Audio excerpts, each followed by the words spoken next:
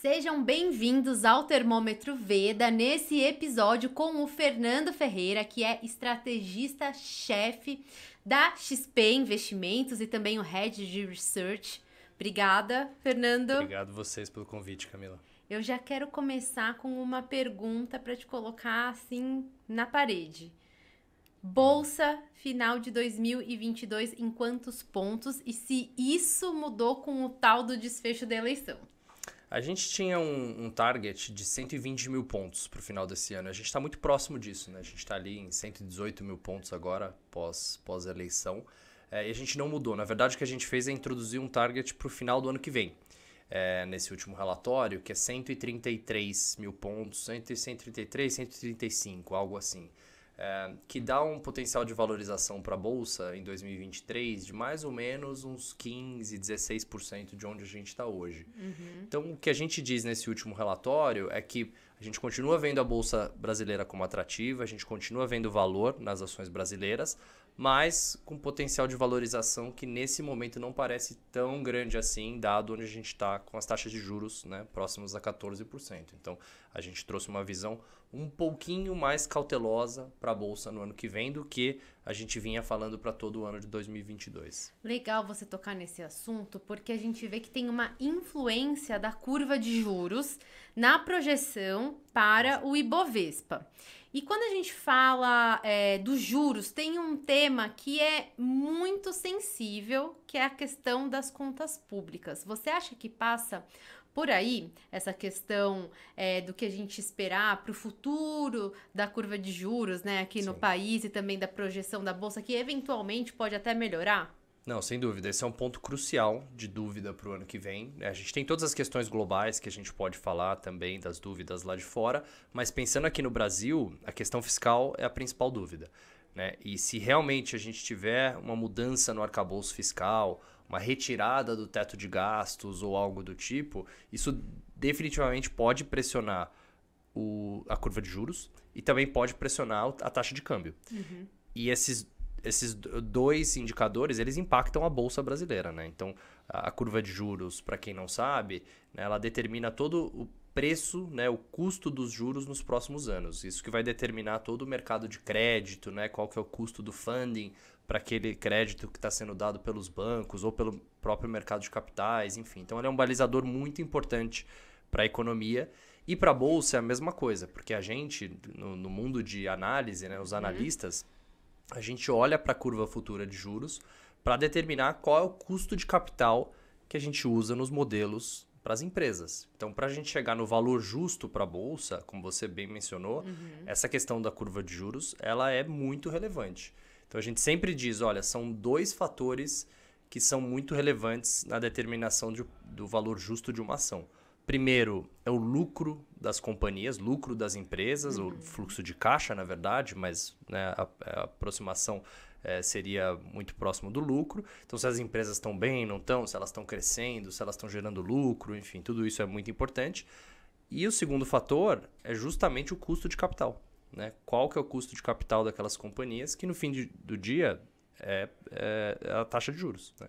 Então, por que isso tem a ver com o fiscal? Justamente porque se o novo governo, mudar a regra, tiver uma política de gastos fiscais muito acima do que o mercado está esperando, isso vai fazer com que o mercado precifique essa curva de juros para cima, né, exija mais prêmio, né, juros maiores para os próximos anos, e isso pressiona a Bolsa para baixo, né, isso pressiona o valor justo das empresas para baixo.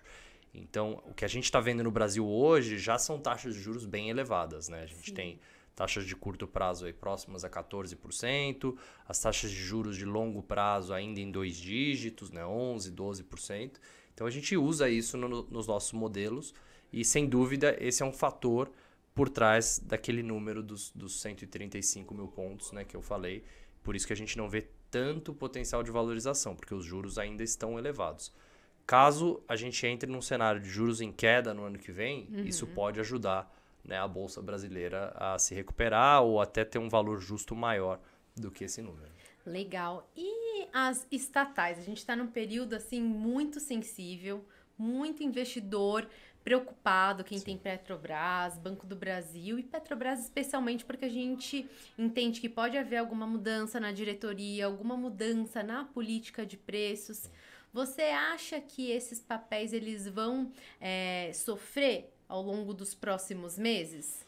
Olha, esses dois papéis, especificamente, Banco do Brasil e Petrobras, eles já vêm com uma precificação muito pressionada ao longo de todo esse ano, porque o mercado já embutia uma expectativa ou uma possibilidade de um governo de esquerda voltando ao poder. Por isso que a gente viu que a Petrobras e o Banco do Brasil passaram a negociar com múltiplos, né, indicadores de preço sobre lucro muito baixos. Então a gente não via, por exemplo, o Banco do Brasil negociando a 4 vezes lucro, nem em 2015, 2016, durante a recessão que tivemos ali, nem em 2008, né, o Banco do Brasil estava tão barato como está agora. Então o mercado já precificava assim uma possibilidade de uma mudança de política, mudança de rumos no banco, por isso que as ações estão tão baratas. E a mesma coisa para a Petrobras. A Petrobras, mesmo depois da alta que a gente viu esse ano no papel, que subiu... Chegou a subir 90% Exato. a Petrobras E agora 2022. acho que sobe 70, algo assim. Mesmo assim, a Petrobras está negociando a 3 vezes lucro. Né? Porque ela está gerando lucros muito altos pelo preço do petróleo atual, mas não precificou o múltiplo histórico, que é em torno de 5 a 6 vezes lucro. Ela está negociando a metade do múltiplo histórico. Então o mercado já coloca na conta que existe uma possibilidade de piora nos lucros adiante. Mas dito isso, a gente espera assim que esses papéis continuem voláteis, porque o Lula foi muito vocal ao dizer que quer mudar a política de preço da Petrobras, que quer voltar com crédito subsidiado nos bancos. Então, por isso que a gente, nas nossas carteiras recomendadas, a gente tirou as estatais nesses últimos 2 meses, justamente por conta da volatilidade que esses papéis vão ter. Então, a gente continua gostando, continua tendo recomendação de compra, mas nas carteiras recomendadas do time de estratégia, a gente preferiu esperar para ver o que vai acontecer, porque a gente acha que a volatilidade nesses papéis vai continuar. Commodities. A gente falou bastante das commodities no primeiro trimestre desse ano por conta do conflito no leste europeu, principalmente os preços de energia. E a gente viu no segundo, no terceiro trimestre, as commodities mostrando queda nos preços por conta da desaceleração da economia global, o tal do risco da recessão. O que a gente pode pensar sobre essas empresas de commodities? Passou o momento ou nada disso? É uma excelente questão, porque acho que a principal dúvida que a gente tem em relação às commodities no ano que vem é o que vai acontecer com a China. Porque a China, como todo mundo sabe, ela é o maior produtor, o maior consumidor de commodities do mundo, né? Então o preço das commodities ele é muito impactado pelo que acontece na economia chinesa. Então, por mais que a gente possa ter uma recessão nos Estados Unidos e na Europa, caso a China reabra a economia por lá e caso eles decidam, caso o Xi decida relaxar a política de zero Covid por algum motivo, que até hoje a gente não sabe se isso vai acontecer ou não, mas vamos assumir que isso acontece e a China começa a reabrir a economia por lá, os economistas estão esperando, o consenso de mercado espera que o crescimento da China do ano que vem dobre em relação a esse ano. Ou seja, a China esse ano deve crescer algo entre 2% e 2,5% o PIB. E ano que vem, consenso de mercado é que a China cresça 5%. Se a China crescer 5%, isso vai dar um gás, né, na demanda por commodities bem relevante em 2023. E isso pode fazer com que o preço das commodities volte a subir no ano que vem. Então você tem razão, esse ano as commodities tinham subido bastante até o primeiro trimestre e desde então elas vêm corrigindo, né? Elas vêm caindo justamente por conta dessa economia muito fraca na China, né? A China ainda com essa política de abre e fecha, de zero Covid e também pelo medo de recessão no mundo. Então a gente viu as commodities sofrendo, né, nesses últimos meses, mas quando a gente olha para o ano que vem, a gente acha que tem uma chance das commodities voltarem a subir, mesmo com um cenário mais desafiador na Europa e nos Estados Unidos. Porque o grande mercado que precifica as commodities é a China. Principalmente quando a gente fala do minério de ferro, né? Porque quem tem Vale estava bem preocupado por aí. Exatamente. O minério de ferro já caiu para $70, 70 e poucos dólares por tonelada. No começo do ano, o minério de ferro estava acima de 150, né? Então já caiu mais de 50% esse ano.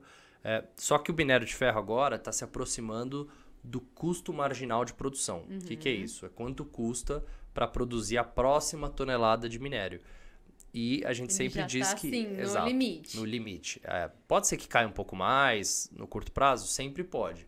Mas já está muito mais próximo do custo de produção, então a gente não acredita que caia muito mais. E se a China volta a reabrir no ano que vem, isso vai dar um incentivo ao crescimento da demanda de minério relevante e também pelo petróleo.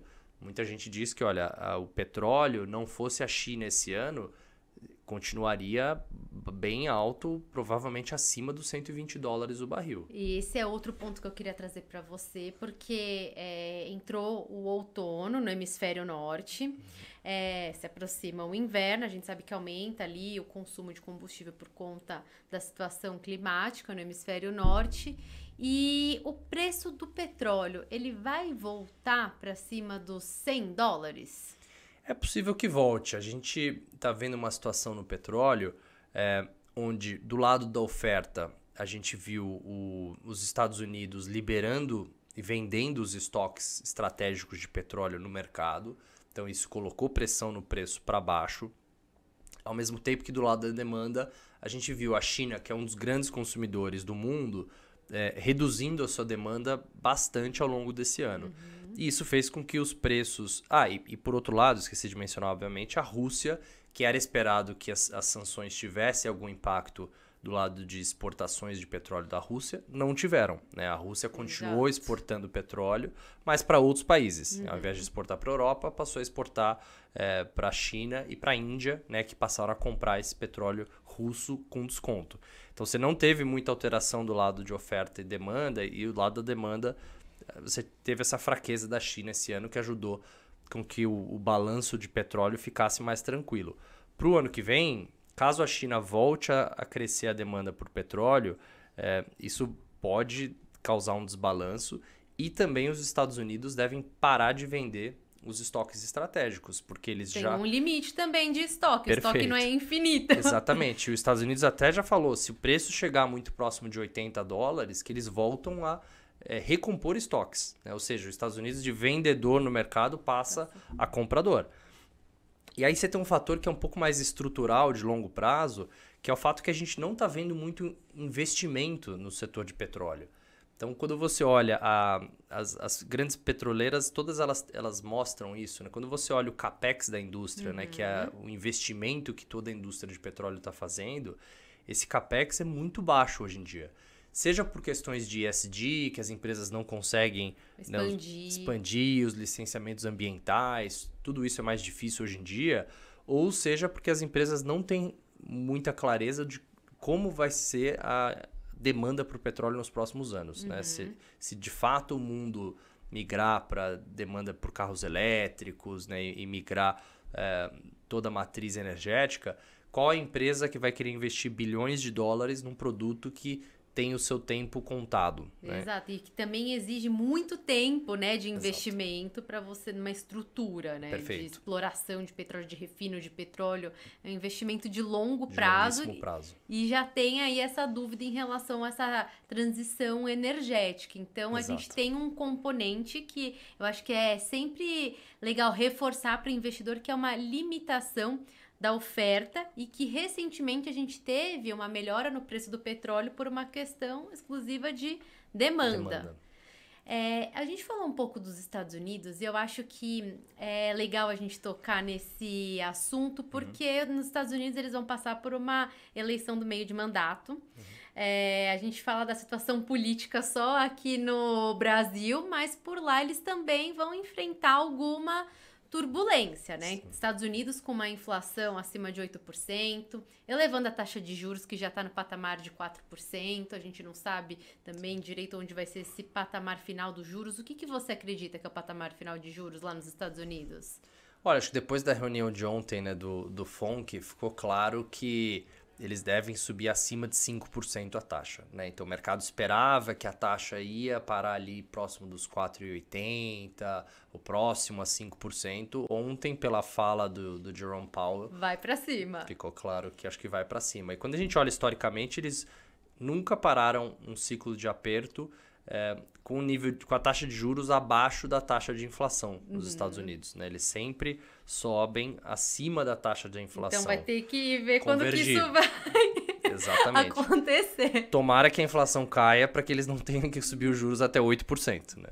Porque a gente já está vendo um impacto no mercado imobiliário, né? A gente olha bastante no dia a dia a questão do consumo, que segue aquecido, o mercado de trabalho aquecido nos Estados Unidos, só que o próprio Fed, na última ata do FONC, alertou que já está vendo um impacto no mercado imobiliário. Mas eu trouxe esse assunto aqui porque a gente tem todas essas questões econômicas nos Estados Unidos, a eleição do meio de mandato, essa taxa de juros elevada, a recessão. Então, assim, são muitas questões que me deixam, assim, até confusa de como que a gente pode esperar o cenário para os Estados Unidos em 2023. Porque eu entendo que a gente vai ter uma política monetária restritiva, a gente pode ter algumas mudanças em relação às maiorias dentro do Congresso, e a política fiscal, se os Estados Unidos entrar numa recessão, poderia ser ali um diferencial para tirar os Estados Unidos de uma possível recessão. Como que você está enxergando os Estados Unidos em 2023? Vamos lá, vamos por partes. Começando com a questão das eleições, né, de meio de mandato, caso os republicanos voltem a tomar o controle das casas no Congresso, muita gente tende a ver isso como negativo. O presidente perdeu o poder, o presidente agora vai ter mais dificuldade de aprovar pautas no Congresso. Mas quando você olha historicamente, esses cenários que os americanos chamam de gridlock, né, que, ou seja, é um cenário meio travado, né, na agenda do Congresso, são anos muito bons para a economia e até para a Bolsa Americana. Por quê? Porque você tem que chegar em consenso. Um partido não pode aprovar o que ele quiser, ele tem que chegar em consenso e, em geral, é mais difícil chegar nos consensos, mas no fim do dia eles são melhores para a economia. A história mostra isso, né? A gente já viu vários estudos mostrando que anos de gridlock, ou quando você tem essa situação de um partido que toca o executivo e outro partido que toca o Congresso, que na verdade tendem a ser anos bons para a economia. Agora, falando um pouco da economia americana, o que a gente está vendo é uma economia extremamente resiliente. Se por um lado tem vários sinais já de piora, como você mencionou, a questão do mercado de housing, né? O mercado de real estate lá piorando bem por conta dessa alta de juros, né? E uma desaceleração grande. Por outro, a gente vê sinais de resiliência muito grande, principalmente no mercado de trabalho. Então, a grande dúvida que os economistas têm hoje é exatamente até que nível de juros a gente tem que ir para que realmente o mercado de trabalho comece a se deteriorar. Porque caso o mercado de trabalho não se deteriore e continue muito resiliente, pode ser que a economia lá vai precisar de mais juros, né? Que a gente não vai parar em 5%. O Fed vai ter que subir mais e mais, até que ele consiga ver uma desaceleração no mercado de trabalho e que isso traga o cenário inflacionário, principalmente a expectativa de inflação futura, para próximo dos 2%. É um dilema, né, que eles estão vivendo, né? Porque, assim, a inflação a custos de atividade econômica. Então, calibrar isso não deve ser uma tarefa muito fácil. Não é. E principalmente calibrar e chegar nessa inflação de 2% sem causar uma recessão. Essa é a grande dificuldade, né? Hoje, a maioria dos economistas duvida que o Fed vá conseguir fazer isso, né? Trazer a inflação de 8 para 2 sem que haja uma recessão no meio do caminho. Tanto é que os economistas, a média de mercado consenso, tem mais de 50% de probabilidade de uma recessão no ano que vem, nos Estados Unidos. Mas é como eu falei, a gente está vendo sinais de resiliência por um lado e por outro sinais de fraqueza já na economia americana. Mas não parece que a economia americana está fraca no nível, por exemplo, da Europa. Acho que a Europa está numa situação bem mais difícil que os Estados Unidos. Eu ia até perguntar para você isso, porque a XP ela organizou um evento durante a conferência do FMI Banco Mundial. E você trouxe aí as principais conclusões e até falou, né, que a recessão não é mais sobre o se, é quando. E tem aí a Europa também, a gente está falando dos Estados Unidos, mas na Europa a gente está vendo os bancos centrais, além do Banco Central Europeu, os bancos centrais de outras economias elevando a taxa de juros. E a Europa, ela tem principalmente a zona do euro, tem uma situação engraçada, porque eles têm uma união monetária, não tem uma união fiscal, e a gente tem aquele fantasma da crise de 10 anos atrás. Então, será que na zona do euro eles vão realmente subir tanto juros assim? Provavelmente, né, lá você precisa de menos, subir menos os juros do que os Estados Unidos para causar uma desaceleração econômica, né? E eu dou o exemplo até do mercado de imobiliário. Nos Estados Unidos, a maior parte das hipotecas são hipotecas de taxa fixa e taxa fixa de longo prazo. Então, tem muita gente, a maior parte das hipotecas lá são hipotecas de 30 anos nos Estados Unidos com taxa fixa.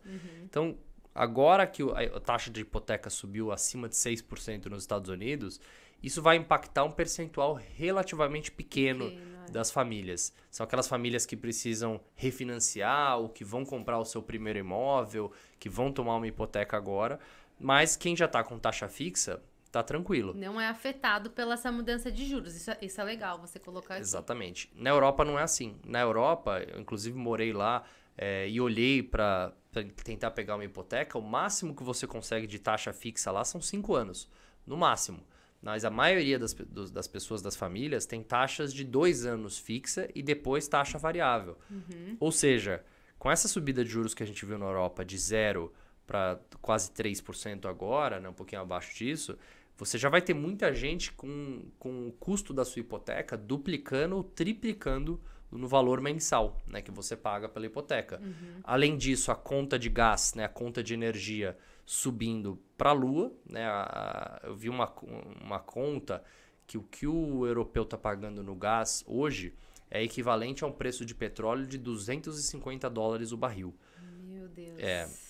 Então, isso está pesando bastante, né, no bolso das pessoas. Então, você vai ter um choque grande, né, no bolso do consumidor europeu. Então, me parece que na Europa você não precisa tanto de juros assim como nos Estados Unidos, porque a economia já está dando sinais de fraqueza muito maior do que nos Estados Unidos.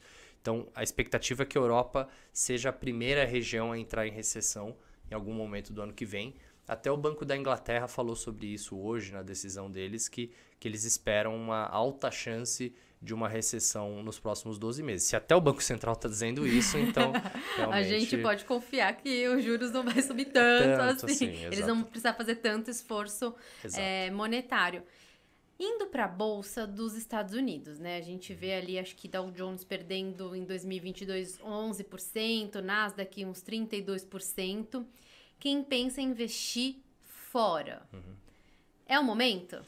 Olha, para quem tem pouca alocação internacional, acho que é um excelente momento, porque a nossa moeda está forte, né? O real voltou para próximo dos R$5, e a Bolsa Americana está caindo 30% no ano.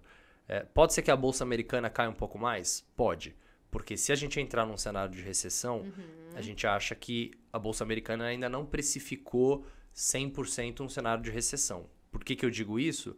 Porque as expectativas de lucro das empresas americanas ainda continuam alta. A gente acha que em um cenário de recessão, essa expectativa de lucro teria que baixar pelo menos mais uns 10%. Então, se cai a expectativa de lucro, isso pesa na Bolsa Americana. Então, pode ser que ela não chegou ainda no fundo do poço, mas é sempre muito difícil acertar qual é esse nível, né? Sim. Onde é o fundo do poço, ninguém sabe. Então, é muito bom para o investidor ir fazendo aportes regulares, aportes constantes, vamos supor assim, todo mês ou toda semana, compra um pouquinho, porque aí você vai ter um preço médio que você vai poder se aproveitar desses preços baixos, né? Que a gente não sabe até quanto tempo vai durar.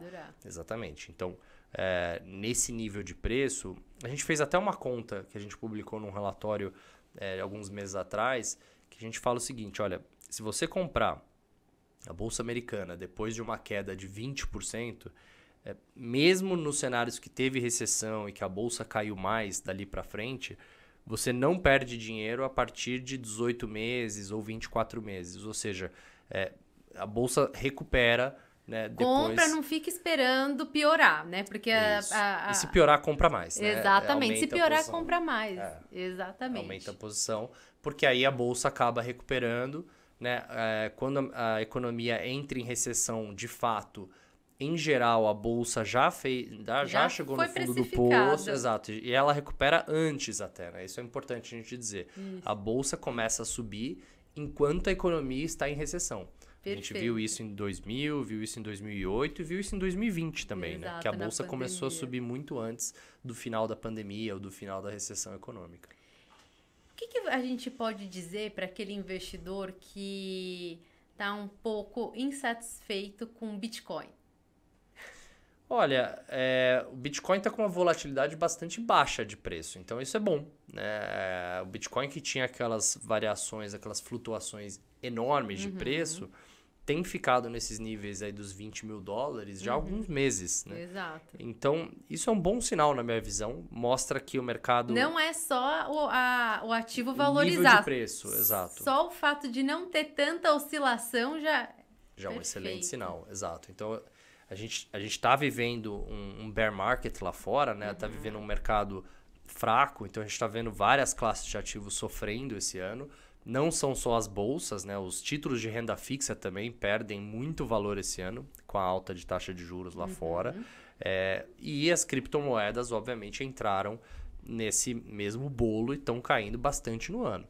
Mas quando eu olho, né, que o Bitcoin está com muito menos volatilidade do que tinha no passado e tem se mantido em torno desses 20 mil dólares, isso, na minha visão, é um excelente sinal. É sinal de maturidade do ativo. Exatamente. Então, eu acho isso um ponto bem interessante. De novo, chegamos no fundo do poço do Bitcoin? Não tenho ideia. Não sei se vai cair mais daqui para frente, mas é um fator importante para chamar atenção, que o ativo tem sido mais maduro do que foi no passado. E na última queda grande do Bitcoin, que foi em 2020, o preço veio até 5 mil dólares, né? E agora tem segurado bem em 20 mil dólares, que é 4 vezes superior. Então, mostra que tem muita demanda pelas criptos e que a classe de ativo está muito mais madura do que já foi no passado em outros momentos de mercado volátil como esse, né? Legal.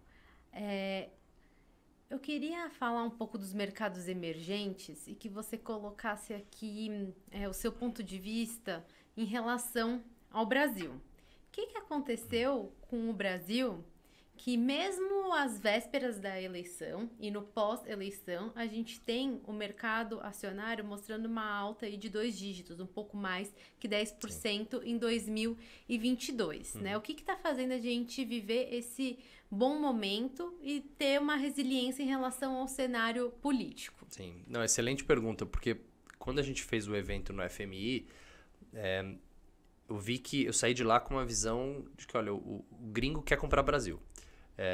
Hoje são poucos países no mundo que oferecem um cenário relativamente estável, que tem uma política monetária mais avançada no controle da inflação. Então vamos lembrar que a gente subiu os juros de 2 para quase 14 e que agora o Banco Central aqui já conseguiu parar de subir juros, o que é muito diferente lá de fora, como a gente mencionou, né? Estados Unidos ainda está longe de parar, a Europa ainda longe de parar, e vários países estão nessa de ter que continuar subindo juros no ano que vem. O Brasil, a gente já está discutindo em que momento o BC começa a cortar juros, né? Então isso atrai investidor estrangeiro, porque ele vê que a nossa moeda ela não deve depreciar muito, porque a gente já tem um nível de juros muito alto, então eles ficam mais confortáveis em investir no Brasil, com esse cenário de taxa de juros maiores, né, do que no restante do mundo. Além disso, o Brasil tem exposição aos setores que se beneficiam da alta de inflação e juros, como o setor de bancos, né, que é um setor grande na bolsa, e o setor de commodities. Esses dois setores juntos são mais de 50% da nossa bolsa. Então a gente tem pouca exposição à tecnologia, né, setores muito sensíveis à alta de juros, que é diferente da Bolsa Americana, né? A Bolsa Americana sofreu muito por conta dessa grande exposição à tech. E por último, os nossos ativos estão baratos, né? A nossa Bolsa está negociando a 7 vezes lucro, as nossas taxas de juros são umas das maiores do mundo. Hoje, para você achar taxas de juros tão altas como o Brasil, você tem que ir para países que são quase... que o investidor não consegue investir, como, por exemplo, Rússia e Turquia. Então, o Brasil, no relativo... ele está com ativos oferecendo muito prêmio, baratos. É uma economia mais estável do que vários outros mercados emergentes. E está faltando opção para o investidor global. Então ele olha para a China, ele vê problemas muito maiores do que a gente tem no Brasil. A Rússia está em guerra, a Europa está com questão de potencial falta de gás, né? E uma recessão muito próxima por ali. Enfim, então ele olha para o Brasil e ele acaba tendo uma visão muito positiva para o Brasil. Por isso que a gente, nesse ano, já atraiu mais de 90 bi de reais de investidor estrangeiro na nossa bolsa. Investidor estrangeiro, se eu não me engano, é um pouco mais que 50% a participação dele no nosso mercado acionário. Exato. Por isso que toda hora a gente reforça a importância de manter o fluxo do investidor estrangeiro para a nossa economia. E eu acho que é interessante você compartilhar esse olhar do investidor estrangeiro em relação ao Brasil. Sim. Então é exatamente isso que está acontecendo. Ele olhou as eleições brasileiras e acompanhou de perto, de fato, mas sem uma grande preocupação, porque ele vê problemas muito maiores no restante do mundo. Agora, isso quer dizer que não teremos nenhuma volatilidade daqui para frente? Não, né? De fato, a questão fiscal que a gente falou no começo, né? O que vai acontecer? Teto de gastos, teremos teto de gastos ou não? Qual vai ser a política de preço das estatais ou a política que elas irão seguir, enfim. Quem será o time econômico, né, que vai liderar o Ministério da Fazenda no próximo mandato, enfim. Todas essas são incertezas e incertezas tendem a trazer volatilidade. Então a gente tem chamado muita atenção de que, olha, apesar de que a gente não teve volatilidade até agora, que foi um mercado bastante calmo, isso não quer dizer que não teremos volatilidade daqui para frente. Pode ser que tenhamos sim, porque você ainda tem uma série de incertezas. Mas dito isso, na cabeça do estrangeiro, ele não está tão preocupado porque ele vê problemas muito maiores em outros grandes mercados emergentes. Para terminar, eu tenho uma pergunta de um cliente aqui da Vida que é sobre small caps. Isso vai voltar a ser um tema quente em 2023? Excelente pergunta, porque a gente acha que vai. Esse ano foi o ano das large caps, né? Foi o ano das blue chips na bolsa, que são as grandes empresas, né? Porque elas que lideraram a alta da bolsa esse ano. Então você pega a Petrobras, né? Você pega vários papéis, os bancos, os grandes bancos, os grandes papéis do setor elétrico, enfim. Todos eles foram os que lideraram a alta da bolsa em 2022. Mas olhando para o ano que vem, a gente começa a ficar bem mais animado com as small caps, por alguns motivos. Primeiro, porque elas performaram muito mal nesses últimos 18 meses, principalmente em relação à bolsa. Então, várias small caps estão com níveis de valuation, nível de valor bastante atrativos. Vamos lembrar que os fundos de investimento que tinham essas small caps, eles foram obrigados a vender, se desfazer desses papéis, porque eles tiveram muito resgate. Né? O investidor, pessoa física, sacou dinheiro dos fundos de ação para investir na renda fixa, e aí os gestores eles ficaram com pouca opção, eles tiveram que vender os papéis mais ilíquidos, e isso acabou pressionando muito as small caps. Então esse é um fator relevante, né? Que o nível de preço está bastante atrativo das small caps. Tem um outro fator que é a taxa de juros. Esse setor, essas empresas são muito sensíveis à taxa de juros. E caso o Banco Central de fato veja espaço para corte na taxa Selic no ano que vem, isso pode ser um grande catalisador para as small caps. Pode ser que não aconteça. Né? O Banco Central tem dito isso, né? Que ele vem levantando o cartão amarelo, eu brinco, Perfeito. né? Para o investidor não ficar tão animado com esse corte de juros. Então o Banco Central está um pouco com o pé atrás para ver o que vai acontecer com a parte fiscal. Perfeito. A dinâmica inflacionária tem vindo bem, né? Mas por outro lado, as dúvidas fiscais, né? Tem feito com que ele tenha levantado essa bola de que, olha, meu próximo movimento pode ser uma alta e não um corte. Mas vamos assumir que o consenso esteja correto e o BC possa cortar juros no ano que vem. Isso é um catalisador importante para as small caps. E por último, o terceiro fator que eu ressalto é o fato de que as small caps elas são menos relacionadas ao ciclo econômico global. Elas são empresas, em geral, mais domésticas. A economia brasileira está muito mais resiliente do que as economias globais, como a gente falou aqui, né, de China, Europa e Estados Unidos, ainda numa situação difícil economicamente. E elas são menos expostas a preços de commodities. Então, são empresas mais resilientes, ligadas à economia doméstica e que, num cenário de recessão global, podem ser, sim, um excelente porto seguro, até pelo valuation muito atrativo que a gente vê elas. Então, pela primeira vez em bastante tempo, a gente tem começado a falar das small caps com maior carinho, né? Até agora foi só large caps e as blue chips da bolsa, mas a gente começa a ver essa liderança aí da bolsa provavelmente mudando no ano que vem. Quero te agradecer pelo bate-papo e deixar também a recomendação aqui para as pessoas te seguirem nas redes sociais. A gente vai deixar aqui no vídeo. Obrigada, Fernando. E também lembrando vocês para curtir o nosso canal, se inscrever, compartilhar os nossos vídeos. Muito obrigada. Obrigado a vocês.